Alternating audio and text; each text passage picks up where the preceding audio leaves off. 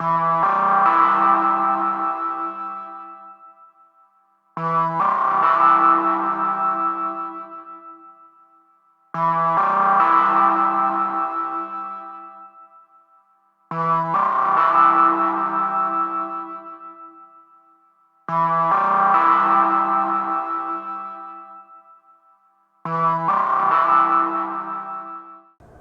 I mean, clearly that's the case.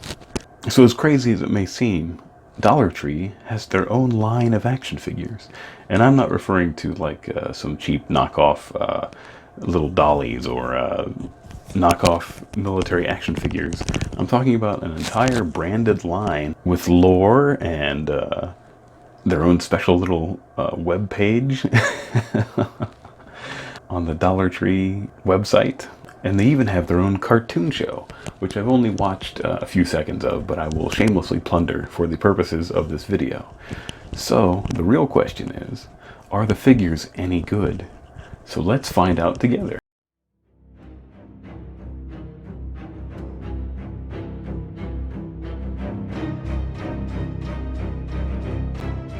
In the year 2050, a large asteroid collided with our moon. Among the debris, we discovered a hibernating alien mothership. Now, the Kharn are awake, and they want to plunder our precious natural resources. So we recruited teams of special operatives to defend Earth from the alien threat. They are the final faction. So if you're a fan of science fiction, the concept of aliens hiding out on an asteroid isn't anything new, but I think it's a good premise, a good idea for a kids program. It's kind of a fun, cool idea for kids to be able to latch on to. Alien invaders coming to plunder our precious resources is a fairly standard science fiction trope, but it works. I think it works. And like I said, is a good idea for a kids program. The initial offering, you get 5 hero characters and 3 villain characters. I'm going to leave the bio cards up on the screen for a little bit. If you want to pause it and read through them, I could read through them for you, but yeah, I'm not going to do that. So I will leave the cards up on the screen so you can read through them on your own. I'm also going to put some links to the web page and the cartoon in the video description. So if you want to look into this more, you can. All right, so enough of the drill sergeant putting us through training at the barracks. Let's go ahead and deploy Alpha Team.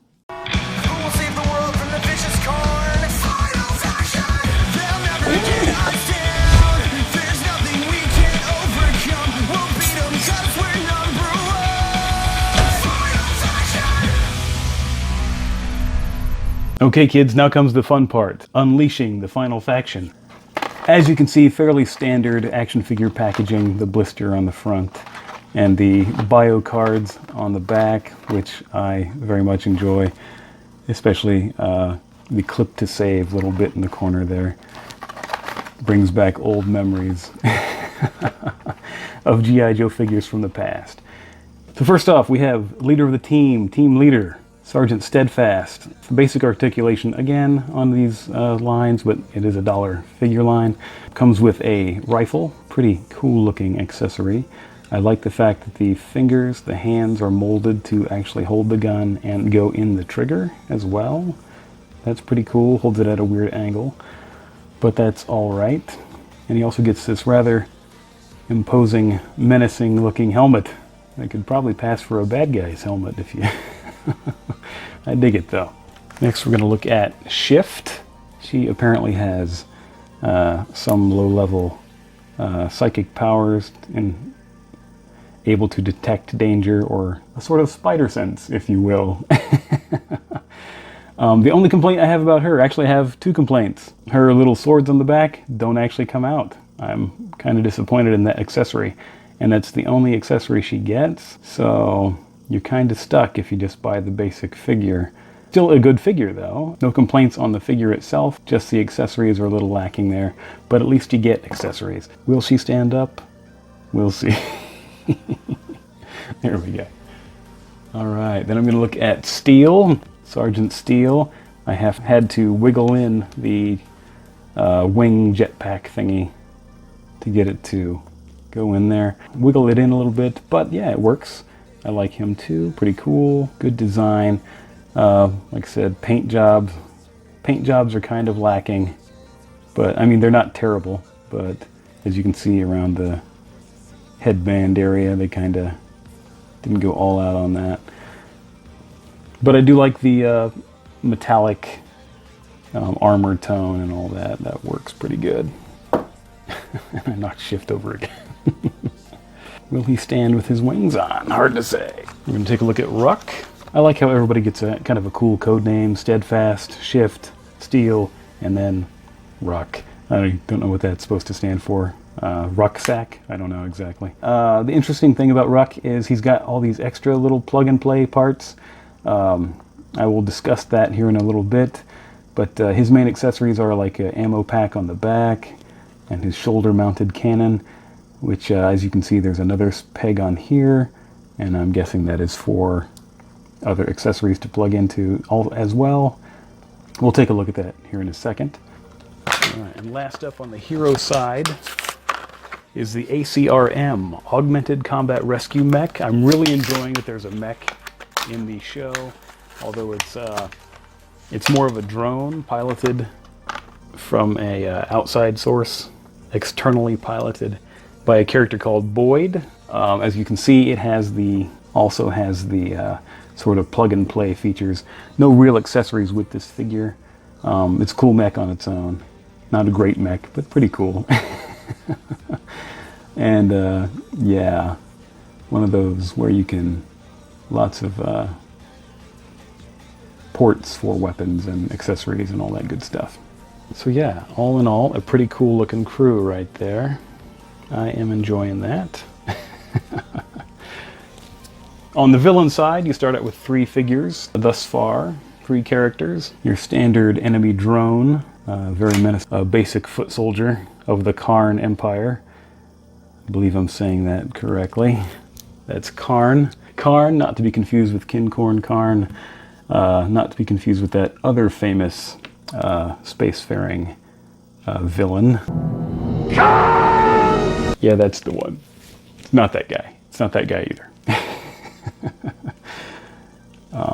Aside from the drone, you also get the brute, the bruiser. I like how the fact that he's oversized, you know. I mean, he lives up to his name. He's very much a lot larger than the standard drone. That's pretty cool. I'm glad they made that kind of investment to make him more imposing. And then you have the Synthoid, Synthoid, a sort of bio-organic construct that serves a similar purpose to the mech on the good guy side of things. No real accessories with any of these figures.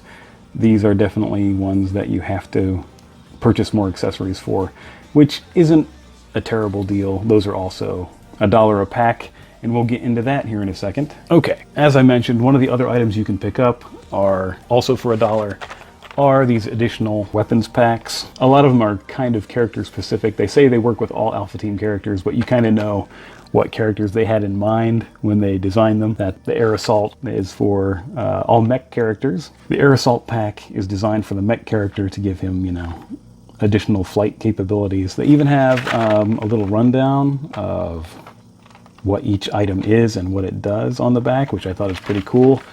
It takes out some of the guesswork for you. There's the heavy arms pack, which you know I'm enjoying that. It has a minigun, so that's always quality right there. Covert Ops, I'm thinking they clearly had Shift in mind with that. There's the 2 pistols and they call it a short sword since she's carrying swords already. I'm guessing that was probably geared towards her. There's a drone, there's a grappling hook, a hoverboard. I especially enjoy the hoverboard accessory there. This big item right there is a hoverboard. And not to be outdone, the villains also have their own weapons packs. With some of these accessory packs, you could essentially turn your Synthoid into a walking tank if you really wanted to. So this line does have some negatives and some drawbacks. Pretty cool line for $1 a piece. It is kind of unfortunate that the accessories are limited in certain cases. but at least you get accessories with some of these. You probably know where I'm going with this, but you know, I'm looking at you, Walgreens Marvel figures. Sorry to bring up an old video, but it does seem kind of unfair to the consumer that Dollar Tree is putting more accessories in with their $1 figures than, you know, Disney, Marvel Studios that are raking in billions, and they're putting out figures that are supposed to be bargain figures but still cost about $3 more than these figures, and they have no accessories, like not even a cape for Thor. That's kind of a letdown. You know, if you can give this guy a helmet and a assault rifle, you can probably give Cap a shield, you know. But I get it, those billionaires, CEOs have to get, or millionaire CEOs have to get paid. So I guess skimp on the other items. Okay, anyway, I think it's a good, very good bargain line. I like them a lot. I think kids would like them a lot. I'm getting them real, especially from these three figures, RUCK, the Mech, and Steel. I'm getting kind of a Centurions vibe, especially with the plug-in jetpacks and other assorted armaments and weaponry and accessories and all that stuff. I don't know if that was intentional, if maybe they were partially inspired by that concept, but I'm getting that feeling or vibe off of these figures. And now, of course, the obligatory, although not really obligatory, appearance of a core figure for comparison. And if you remember the old Unimax when they were doing their military-themed action figure line, and here's a sort of Toys R Us era Chap May, if I'm pronouncing that one correctly, figure. Some of these have made an appearance before. Another more modern Chap May figure, pretty standard in their design, just for comparison. So I think all those lines would probably work pretty well together, fit in pretty well. And this is one of the Leonard, if you remember from that video, one of the Aliens Colonial Marines, which I think if you needed some grunts to fill out your alpha team, support your alpha team in their battle against the Kharn, might be able to mix and match with those. And then, you know, have your alpha team go up against the aliens as well. The xenomorphs as well. So yeah, there's some versatility for play. That's the good thing about a line with not as much backstory to it.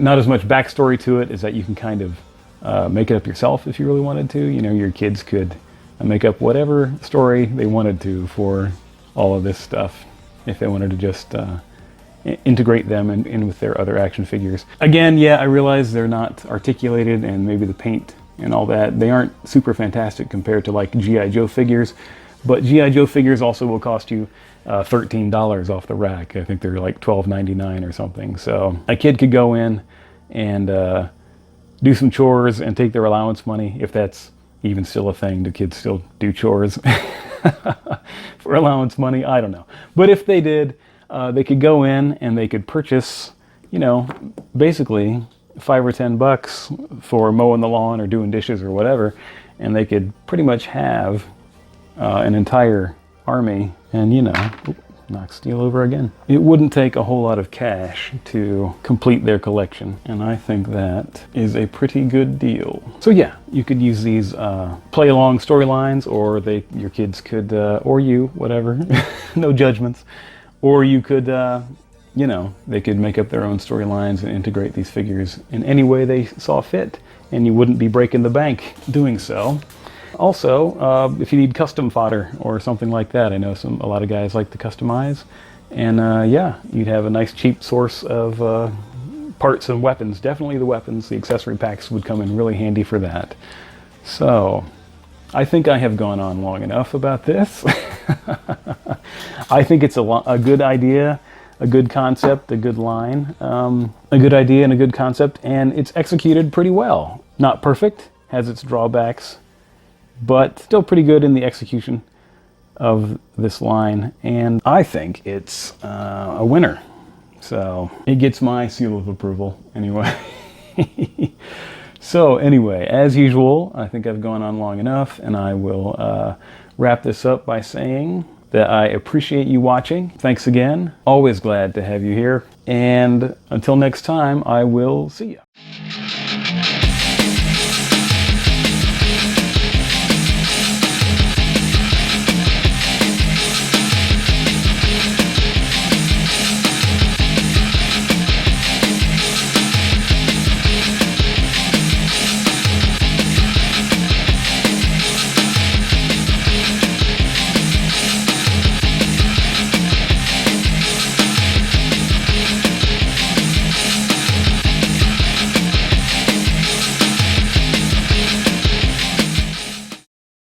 out there and earn that cookie!